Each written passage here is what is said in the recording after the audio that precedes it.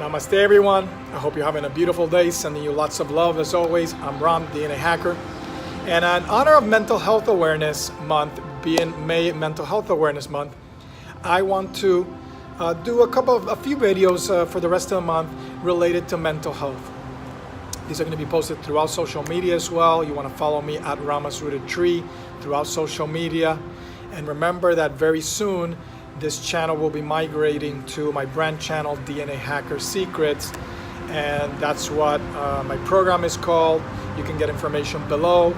Any event that I host will be to be teaching people what DNA hacking is and how they can use the power of their own consciousness to live 100% stress and disease-free. So of course, stress is a good starting point here, because stress, as I've mentioned in the book, The Art of Stress-Free Living that I wrote, that's currently just out on Amazon, will be out in stores later on in the year.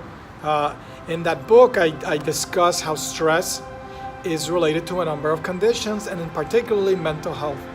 We are moving into an era, slowly but surely, as we're moving from the energy era into the mental era, as we continue to evolve as a society on this planet. You're seeing progressively more mental or psychosomatic diseases that are originating and are felt more at the mental, emotional level rather than at the physical level. But of course, us having a physical body makes it so that the symptoms will be felt physically, whether it's my heart, whether it's my blood pressure, whether it's inflammation. And if you want to read more about how that interplay happens with stress and disease, you want to take advantage that the book is currently available for free. It will soon not be available for free, as I'm working with a New York publisher, and the book is going to be not available for free much sooner.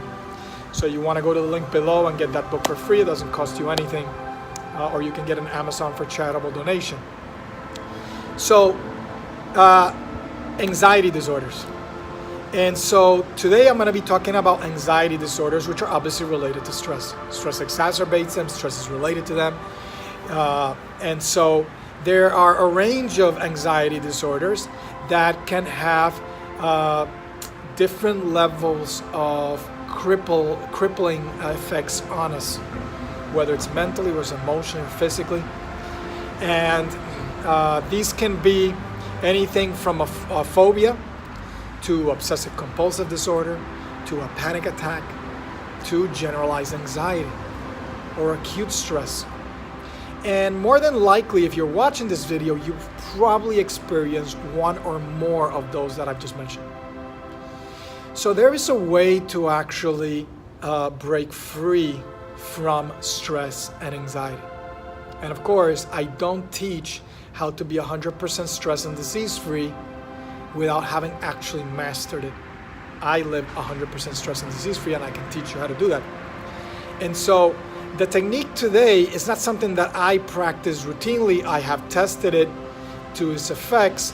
However, I don't practice routinely because there are things that you can master as you progress working with me, that eventually you don't need these techniques that I'm teaching.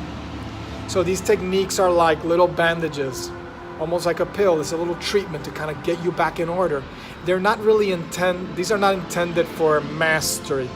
They're intended to help you cope and overcome and reduce mental tension, stress, acute stress, anxiety, things of that nature.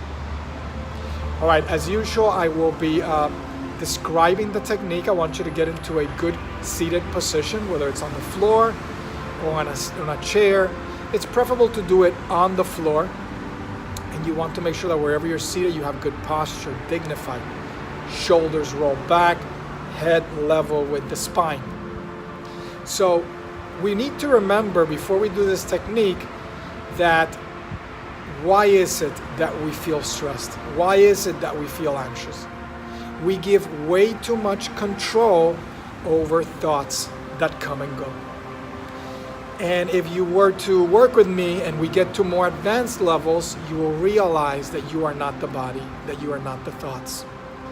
That any event on the exterior is not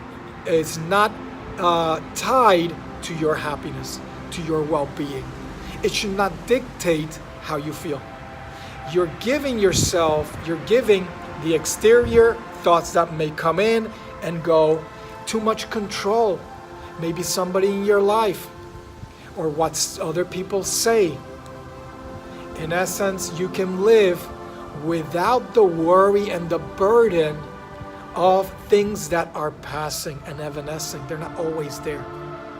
Think of moments in your life where you've just blown up, maybe cried, or gotten very angry. And then later on, maybe a week later, or maybe even a day later, or a year later, you look back at that event and you think, why did I react like that? It wasn't necessary for me to have reacted like that. You overreacted. You lost control. You let some sort of external event dictate whether you were stable or not, were you in balance or not, were you were happy or not. You're still tied to duality, to the highs and lows of life rather than maintain steadiness. You're tossed to and fro like a boat without any way of controlling it, or without an anchor to keep it in place. You're just tossed this way or that way. You're like this painter, an artist in one of the stories of my upcoming book, Voyage from Human to God, that had a pet monkey. And every time the pet monkey would do something and go crazy, he would lose control and yell at the monkey. Monkey, stop doing that. Behave. I need to focus. You're not letting me concentrate. Monkey representing all those thoughts that are coming, all those events that we let inundate our senses, overcharge us with energy, and prevent us from having stability. As we get overcharged and saturated, we start to lose control. Energy dynamics go off. Energy goes in different places. Thoughts go out of control. We can control ourselves. We feel out of sorts. We need to find a way to draw ourselves back, to stop being this diffuse light bulb that is just projecting outward and draw inward. So in this technique, we're going to be holding a hand posture where the left hand is going to be held in this position with the thumb pointing up, about 2 inches away from the heart. The other hand is going to be about 2 inches from the left hand in this position, again, thumb pointing up.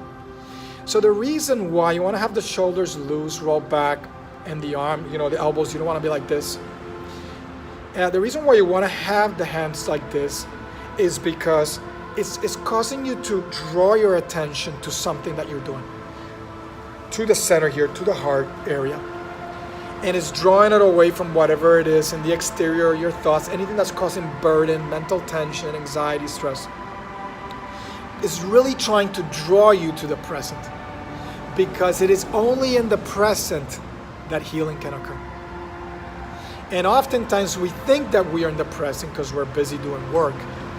Let's say we're at work, or we're busy talking to somebody, or we're present, we're talking to them.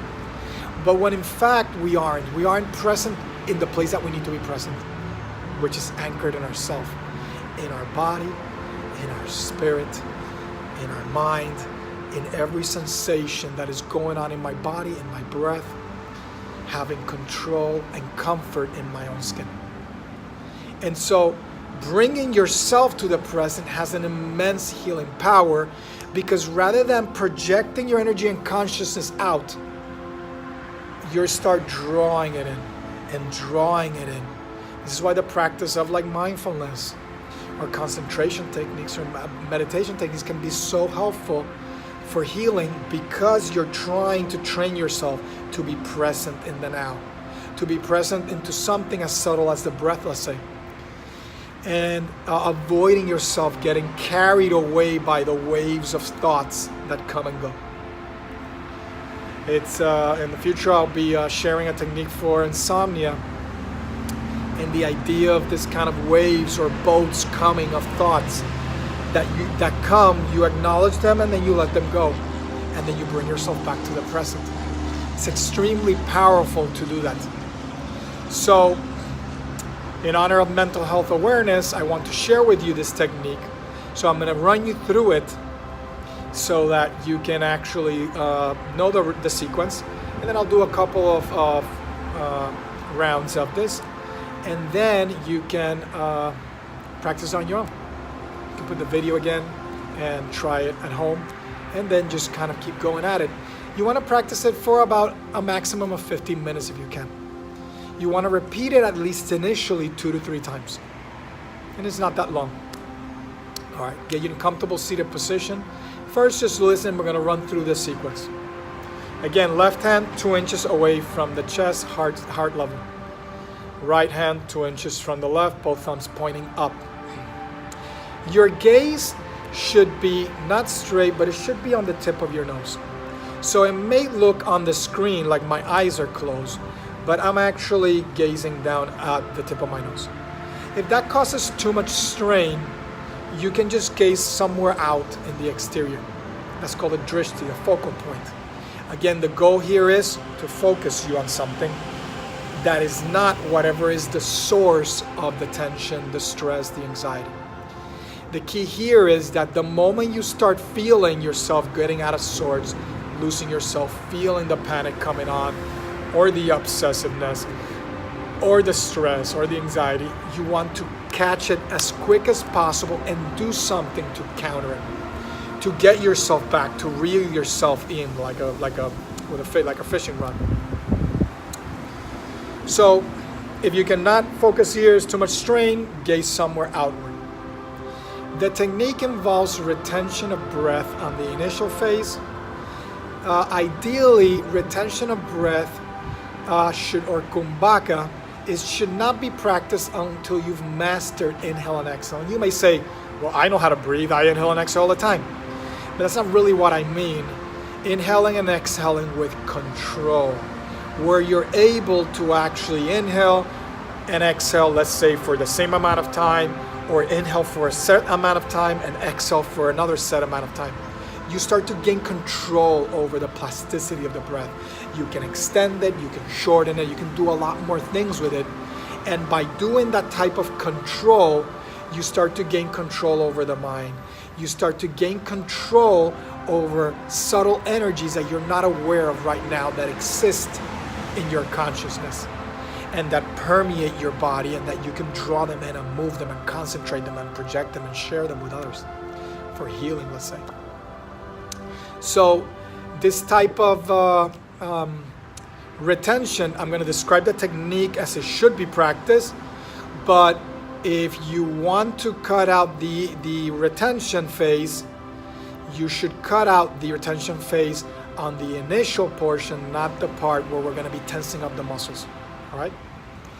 So there are 2 retentions, one after the inhale, it's called Antara Kumbhaka, and then the retention of the breath after the exhale. So you basically exhale, and then you retain the breath before you actually inhale again. That is called Vaya Kumbhaka. Okay? So we're going to hold the hands, and we're going to, you don't have to do it right now, but just listen. You're going to inhale, and you're going to go 1, 2, 3, 4, and hold. And the retention should be at least the same amount as the inhale, ideally at least twice as long. When you master it, you can get to at least 4 times as long. So if you were to inhale for 4, initially I suggest you start low, hold it for 4, and then exhale for 4. Then build it to inhale for 4, hold for 8, exhale for 8. And you can build up, but what you don't want to do is to hold your breath too long where you start to fatigue. Because if you start to fatigue, you start to put stress, your heart rate goes up, your sympathetic nervous system, the stress activating part of your nervous system starts to turn on. Hormones start to get released that are going to activate the stress pathway, which is what you do not want. So when you retain your breath, retain it as long as you feel comfortable. The retention on the second phase will be for 10 seconds. And and that one should not be deviated, if at all possible. Okay, so we're going to inhale for 4, hold the breath, let's say for 4 seconds, and then we're going to exhale for 4 seconds. Once you practice it on your own, again, you can lengthen your inhale, you can lengthen the hold time, you can lengthen the exhale. The more you can extend that exhale with control using what's called Ujjayi breath, where you constrict around the throat region and you make the air come out much slower than it normally does. You don't breathe passively, you breathe with control. You don't breathe like an animal, you breathe like a human. We need to learn how to breathe in a way that is empowering and not passive and unconscious like an animal would. You deserve more, and you can learn to do more for yourself, to care for yourself. So again, we're going to inhale for 4, hold, exhale for 4, and then we hold the breath. 1, 2, 3, 4, and now we're going to inhale. 1, 2, 3, 4, and now we hold for 10 seconds while we tense every muscle in our body as much as we can. So right now, you probably can't really tell, but I'm trying to tense all the muscles in my body for those 10 seconds. And obviously I'm talking, which we wouldn't do normally. And you're gazing at the tip of your nose or somewhere out, and then you exhale. And if you need to just take a quick inhale and exhale just to get recomposure, if you need a couple more because you overextend yourself, you want to make sure that you're not overdoing it so that you remain calm. The goal here is to induce relaxation, not exacerbate stress. And of course, if you suffer from high blood pressure or you're pregnant, you do not want to practice these techniques. That kind of holding the tension, if you don't do it correctly, could lead to some issues. And particularly if you're suffering from high blood pressure, hypertension associated with pregnancy, that can get a little bit even more challenging. So that's a note of caution that I mentioned in the article in the link below. All right, so let's start. Let's do a couple rounds of this. Hold your hands. Find a focal point with your vision, whether it's the tip of your nose or somewhere out in the exterior. Exhale completely. And now inhale. 1, 2, 3, 4. Hold. 2, 3, 4. Exhale. 1, 2, 3, 4. Hold. 1, 2, 3, 4. Exhale. Now inhale. Hold your breath and contract all the muscles in your body as best as you can. 3, 4, 5. Keep holding your breath. 6, 8, 9, 10. Exhale. 1 round. Inhale. And then exhale. Now inhale. 1, 2, 3, 4. Hold. 2, 3, 4. Exhale. 1, 2, 3, 4. Hold. 1, 2, 3, 4. Exhale the rest of the air. Now take a big inhale. And then hold and contract your muscles. 2, 3, 4, 5, 6, 7, 8, 9, 10. Exhale. Inhale. And then exhale. And now inhale again.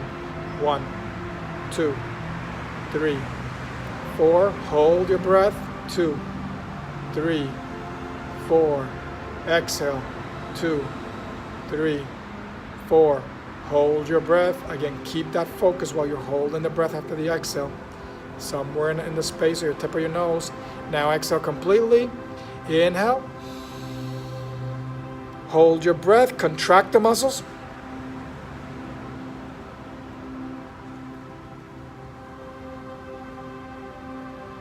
8, 9, 10, and then exhale. And you can keep doing this as long as you feel comfortable. Make sure you're not fatiguing. Make sure you love, honor, and care for yourself. Healing, again, only occurs in the present. Make sure you have moments in the day to bring yourself into the present. Don't lose yourself out in the exterior busy doing all the time. Bring yourself into the present. Love, honor, and care for yourself. Everything begins with you. It's not about being selfish. It's about offering to the world the best version of you. I can show you how to project that, how to find that, how to discover that, how to find that state where you are free of all those obstacles that limit you, so that then you can discover your greater purpose, your divine purpose, the real reason for living. Why are you here? Where did you come from? Where are you going after this lifetime? And why are you here? It is not to do the things that you're doing on a day-to-day basis. There is much more to you, and much more that you can give, love, and honor, not just yourself, but the rest of mankind and the rest of life on earth. Have a beautiful day. My name is Ram. I hope this served you well, and I send you lots of love. Namaste.